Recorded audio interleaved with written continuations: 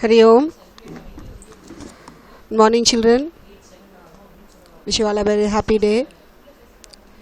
Here we are dealing with the second unit.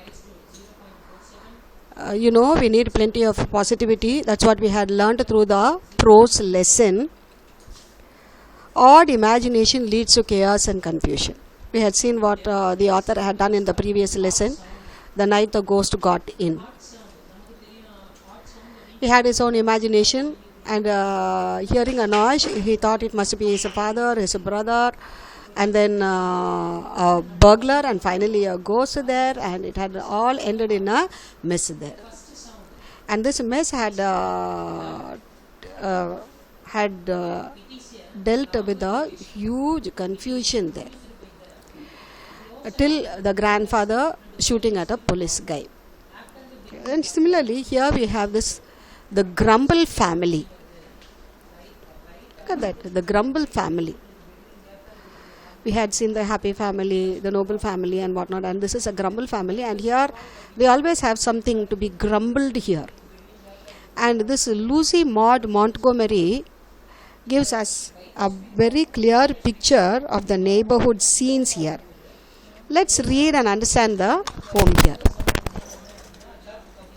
So, Unit 2, Poem 2, The Grumble Family, written by Lucy Maud Montgomery. First, let's learn about the poet, Lucy Maud Montgomery. She was a Canadian author and remembered for her famous novel, Anne of Green Gables. She has published 20 novels as well as 530 short stories, 500 poems and 30 essays, and all these works are highly appreciated by the book lovers and critics. She is the first woman in Canada to be named as a Fellow of the Royal Society of Arts in England. She was made an officer of the Order of the British Empire in 1935. In 1943, the Government of Canada designated her as a person of national historic significance posthumously.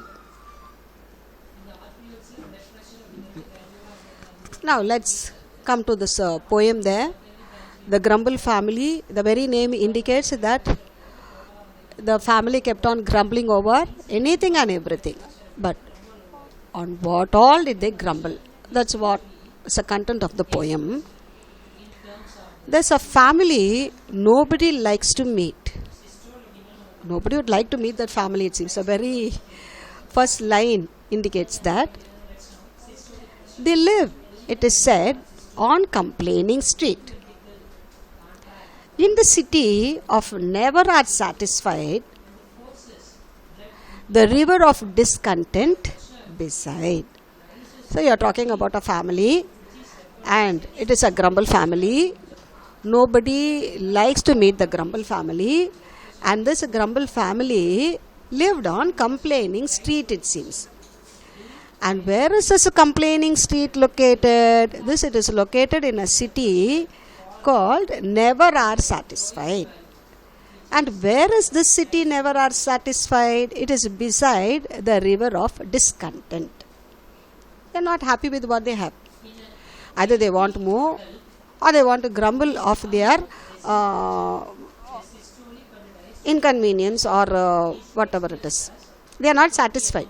They are not satisfied with anything and everything. That's what you should say. So you are talking the first stanza by Lucy indicates that there lived a family that no one would like to meet, and the name of the street was Complaining Street, and it was located in a city of Never Are Satisfied, and the city was beside the river of discontent. Second stanza. They growl at that and they growl at this.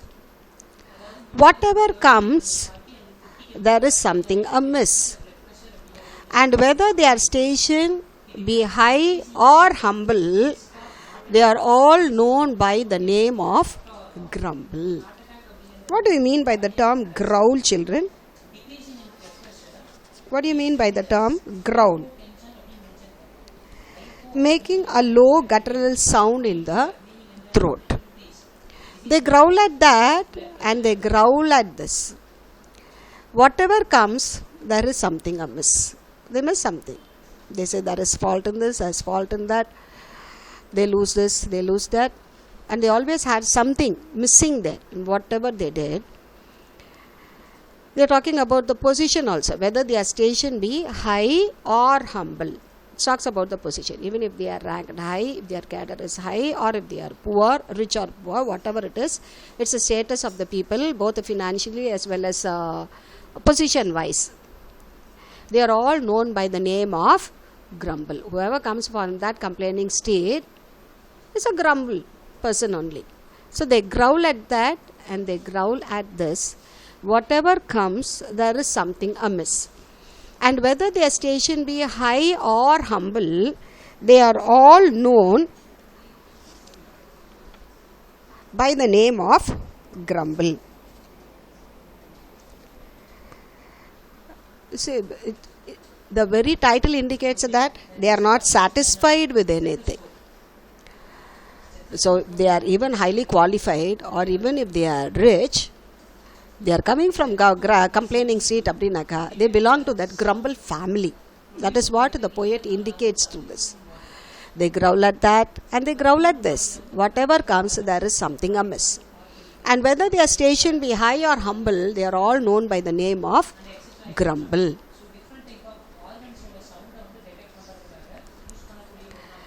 The weather is always too hot or cold. Summer and winter alike they scold. Nothing goes right with the folks you made down on that gloomy complaining street. So the poet says, even if the weather is hot, they blame for it. If it is cold, they blame for it. And they just growl and they grumble that both summer and winter alike they scold. Therefore, everything goes wrong with the folks you meet, the people you meet from the complaining street. Down on that gloomy complaining state. And here gloomy refers to depressing or frightening. Okay, very sad. That is what it means here. So they even blame at it. It is quite natural. The change in weather, the change in season, we have nothing to do with that. But even those people have some reason to grumble over the weather, whether it's hot or cold, and summer and winter alike they scold there. They are not satisfied. It seems to be the same for them there, and nothing goes right with the folks you meet. Okay, so anything and everything goes with the people that you meet, especially from this complaining state. Down on that gloomy complaining state. Okay, so they are of negativity. The people are of negativity. They are not satisfied. See, the entire poem consists of all the negative words there. Complaining, never are satisfied, discontent. They growl at that. They growl at this. Whatever may be their position, they are given by the name of grumble. So the entire poem deals only with the negative quality. And gloomy here also refers to the depressed nature of the people here. Gloomy here refers to the sad mood of the people there, or the frightened mood of the people there. So they even want to blame on the nature. They even want to blame on the nature. So you are talking about the grumble family. They live on the complaining state and in the city of never are satisfied, beside the river of discontent. Okay, this is the first answer. And then you have come across the grumble family living on the complaining street in the city of never are satisfied, beside the river of discontent. And then this is your nature to growl at that and growl at this. Whatever comes, there is something miss there. They are not satisfied. They find some fault there, and they just find fault in whatever they do or in whatever they get there. And it is based on their position, whether they are high or humble, whether they are rich or poor, or whether they are highly qualified or whatever it is. They are all known by the name of grumble only. And they even want to blame nature here. The weather is always too hot or cold there. Summer and winter alike they scold. So they blame even the nature. So we have nothing to do with nature, but these people find fault even with the nature, and nothing goes right with them.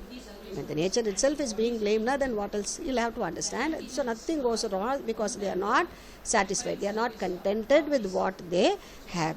And where do they live? Down on that gloomy complaining state. Now we had only this complaining state. Now we'll have to add another adjectival form, the gloomy. People are very depressed or frightened. Okay, they come from a very negative area there, and they always find only fault there. Pessimist. They growl, fourth stanza. They growl at the rain and they growl at the sun. In fact, their growling is never done. Okay. Even if it is too hot, they just blame. If it is gloomy, they blame. Or if it is quite pleasant, they just blame. Okay, whether rain or sun, they always keep blaming and find fault. Okay. In fact, their growling is never done. Even and if everything pleased them, there isn't a doubt they'd growl and they would growl and they had nothing to grumble about. And look at the sort of people there. Even if everything went on good, the people had their own grumbling, it seems. So they had nothing to grumble, and again that was another grumble, it seems. So when they had nothing to grumble about, again it was a grumble. So they just growled because they had nothing to grumble about. So they had blamed the weather, they had blamed the season, they have blamed everything because they come from the complaining state, gloomy complaining state, where they are not much contented with what they had there. And even if everything went on right, they just grumbled, they had nothing to grumble about, it seems. So the fourth stanza states that the people from the complaining state, the grumble family, growled at the rain, they growled at the sun. In fact, their growling is never done. And if everything pleased them, there was no doubt that they started grumbling that they had nothing to grumble about. And here the poet says, the queerest thing is that not one of the same can be brought to acknowledge his family name. This is quite strange, it seems.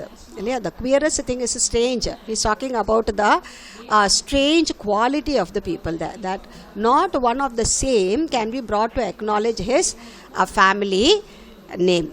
For never a grumble will own that he is connected with it at all. You see, you can never see a person, if at all you see a person coming from the grumbling family and he has a quality of all the grumbling family, and is never different, it seems. Okay, for never a grumbler will own that he is connected with it at all, and you see, but he never accepts, it seems. He never acknowledges that he comes from a grumble family and is grumbling and growling at all. This is quite strange, it seems. He comes from a grumble family but doesn't want to accept or acknowledge that he comes from a grumble family. So this is the most strange, queerest thing that the poet points out. And the worst thing is that, see, we had seen the strange thing about the grumble family. Even though they come from the grumble family, they are not ready to accept that they come from one such family there. And what is the worst thing, it seems? So the poet says that if anyone stays among them too long, he will learn their ways there. Is not ready to accept that he comes from a grumble family, and if at all anybody joins them, then he will learn their ways. In no time he will learn their ways, and before he dreams of the terrible jumble, he is adopted into the family of grumble. Okay, once he steps into that street, he can never think of anything else. He turns to be a grumbler there. Okay, so the strangest thing is he's not ready to accept or acknowledge that he is a member of a grumble family. And the worst thing is that if anyone stays with them for too long or by stepping there, and he can never dream of being a very great personality, he gets adopted into the family of grumble, it seems. Okay, and therefore the poet says, what could be the wisest idea to keep away from such a family there? It were wisest to keep our feet from wandering into complaining state. Okay, and never to growl whatever we do. So beware, children, don't ever step into the complaining state. For staying with them, you will be one among them. You will get adopted into the family of grumble, and it's going to be very difficult. So the wisest thing is to keep away from them. Never step into the complaining. So you will have to keep your feet from wandering into the complaining state, and never to growl whatever we do, lest we be mistaken for grumblers too. So always you will have to understand, we should not growl or grumble about whatever we do, okay, lest we be mistaken. And if at all you are doing, you will be included for a grumbler. You will be mistaken for a grumbler. So the poet identifies through 3 stanzas here. The first one is the queer. The strangest thing is that a person from the grumble family never acknowledges that he comes from a grumble family. The worst thing, according to the poet, is that stepping into this street and staying with them for too long, for you will get adopted into the family of grumble. And the wisest thing is to keep away from wandering into the complaining state. She also advises us, warns us that we should never growl, and if at all we growl, we will be mistaken for a grumbler too. Therefore she says, let us learn to walk with a smile and a song, no matter if things do sometimes go wrong. Be cool as cucumber. Stay cool and calm, but never grumble. Okay, we'll have to learn to walk with a smile and a song, no matter if things do sometimes go wrong. And then be our station, high or humble, will never belong to the family of grumble. Whether rich or poor, whether you are highly qualified or poorly qualified, you should never belong to the family of grumble. That is the advice or the message conveyed by the poetess Lucy. Okay, once again, let's go through the poem. See, she talks about the family that nobody likes to meet, and they live on a complaining street in the city of never are satisfied, found beside the river of discontent. And these people are such that they growl at this and they growl at that, and they never miss anything. They find fault in anything they come across, and they are not bothered about the status they just bear, whether high or low. They need to grumble. That is what they say, and they even blame on nature there. Okay, the weather, the season, and nothing goes right with this. With the folks you meet. With the folks here actually refers to the people of this grumble family only, who reside on the gloomy complaining street there. And they growl at the rain, it seems, they growl at the sun, it seems, and their growling is never done. And if at all everything went on pleasant, they would grumble that they had nothing to grumble about. This is how you'll have to read. They would growl that they had nothing to grumble about. Look at the line, children. They'd. Look at the apostrophe placed there, and it means they would growl that they had nothing to grumble about. That is how you'll have to read the line there. And coming to this 5th stanza, 5th, 6th and 7th, the poet gives us the strange quality of the grumble people. She talks about the worst quality of the people who step into that, the worst status. Okay, and she talks how wise we are. Okay, the strange thing is that people are not ready to acknowledge themselves belonging to such a family there, and they say they are not at all connected with such a family. And the worst thing is that if at all by chance you happen to step into that city, into that family, then you will be one among them. You will be one among them. You will be learning to live their ways only, and it is very difficult to come away from it. It is better to stay away from the complaints. That would be the wisest idea according to the poetess there. And through this poem, she conveys a message that we should never growl. Whatever come may, we should face it. We should face it, but we should never grumble. If at all we growl, then we become a grumbler too. She always wants us to learn to walk with a smile and a song, whatever be the matter. Okay, whether high or low, rich or poor, we should never belong to the family of grumble. That is what the poet advises us. Okay, as I already told you, the second unit deals with the quality called positivity, and always looking to the bright side. Be an optimistic, not a pessimist. Here we have a group of pessimists who are given by the name Grumble family, residing at the grumbling state in the city called Never Are Satisfied, beside the river Discontent. So the very placement of the words gives you that negative attitude there. So the poet wants you to shed away all your negative attitude and to do with the positive ideas, so that you will do. So the first lesson already has taught us a lesson that imagination leads to, and especially negativity, imagination leads to chaos and confusion. And again here we have the people of Grumble family. Okay, now through these key points, I think you can just make an idea. You can consolidate the poem here. See, this is a humorous poem about a Grumble family. And this Grumble family always complain about silly matters. They live in the street of complaining in the city of Never Are Satisfied, beside the river of Discontent.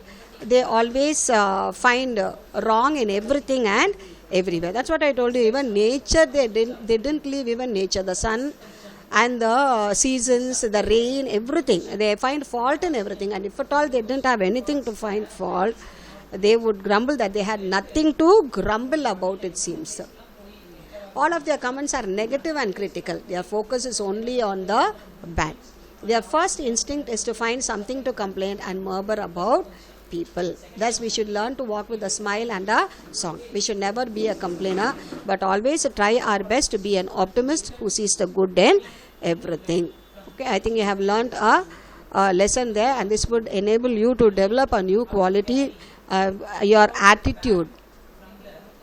Okay, but as I already told you, a poem as such will have to be dealt with the sound effects and the ornaments used by the poet to adorn the poem here. We are quite aware of the rhyming words, the rhyme scheme and the alliteration. That I think you can do because we are doing it since our lower classes there.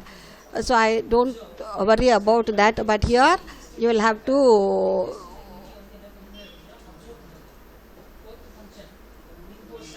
to see two important forms here. Usually you are quite familiar with the simile and metaphor and personification, but here I think the poet has given two forms here. One is anaphora. Anaphora is a technique where several phrases or verses in a poem begin with the same word or words here. I think you have, they growl. Look at the second stanza, children. They growl at that and they growl at this. Growl is nothing but shouting here, snarling and shouting. They growl, you have this repetition of the word there. So it is a technique where several phrases or verses in a poem begin with the same word or phrases. They growl at that and they growl at this. And again, fourth stanza, again you have, they growl at the rain and they growl at the sun. Okay. Apart from this, you also have another form used by the poet, epithet. Epithet is an adjective or phrase expressing a quality or attribute regarded as a characteristic of the person or the thing mentioned. Okay, and here I think the title itself, the Grumble family. What sort of family you are talking about? It is an adjectival form. It is an so epithet is nothing but an adjective. You are talking about a family. And what sort of family was it? It was a Grumble family. Okay, the epithet is an adjective or a phrase expressing a quality, and here the quality expressed by the family is always grumbling. Grumbling is nothing but complaining. See the figures of the Grumble family, epithet, and then they live, it is said, on the complaining state. Where do they live? Not an ordinary state, they live on the complaining state. What sort of? You have the question there. Adjective answers to the question, what sort of? So epithet is nothing but an adjective. Adjective is nothing but it qualifies a noun here. And here we are talking about a family. What sort of family was it? It was a Grumble family. Okay. So epithet is nothing but an adjective. Adjective is the describing word that describes a noun, and here it describes a family. Just raise a question, what sort of? You get this grumble. You get this grumble.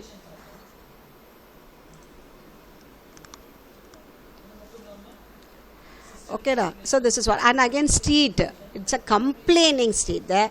And whenever there is a repetition, you call it an anaphora. So these are the new forms that we come across in the poem. We are quite familiar with simile and metaphor and personification. The poetess has not used all such comparative forms here. Instead, she has used, this is the first time we come across this anaphora and this epithet here, and it is very quite clear. The title itself is an epithet. Okay, and here I think you have questions like identity questions, and then you have comprehensive questions. You have what do you mean by grumble, what do you mean by growl, and you'll have to answer what do you mean by gloomy. And I think along with the notes you'll be getting the meaning of all such terms too, and you'll have to be thorough with the figures of speech here. And this is a very special lesson where we are not dealing with usual forms like simile or metaphor or personification. We come across two forms here, epithet and anaphora. And anaphora as such is a technique where several phrases begin with the same word or words. You can just take it in this form. It is a repetition. Here they growl at the sun, they growl at the rain, and they growl at the sun, and they growl at that, and they growl at this. An epithet is an adjectival phrase expressing a quality or an attribute regarded as a characteristic of the person. And here it deals with the grumble family. As I already told you, epithet is an adjective. Adjective is a describing word that describes a noun. Here you are describing a family. What sort of family was it? It was a grumble family where they lived on complaining states. Okay, so this is how you will have to take. It's a very simple poem, and the message conveyed through the poem is developing positivity in you and develop an attitude that you are always towards a bright side, and be cool and calm and focusing your attention towards your positivity. And that is a message conveyed through this lesson. As I already told you, the second unit, of course, imagination is very important, but odd imagination always leads to chaos and confusion. Okay, approach anything in a positive form with the proper attitude so that we will do it, for which we will have to develop a lot of patience. Okay, patience, plenty of positivity. Think before you act. Think before you act. Never growl or never grumble. Okay, if you are going to grumble, then there is no use. You become a grumbler. You will be listed under a grumbler. So children, take care and see that you are not grumbling over anything. It's your attention is only towards of how to carry ourselves, okay, with a lot of faith, lot of courage. Of course, imagination leads to creativity, but let it be positive. Let us not be a grumbler. How to be and how not to be. And here you are given an example of what not to be a grumbler. Okay, always stay cool, stay positive.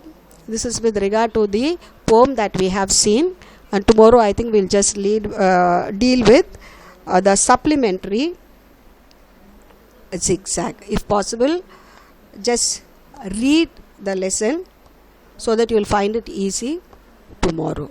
Let us wind up the session today and meet you all tomorrow. Thank you.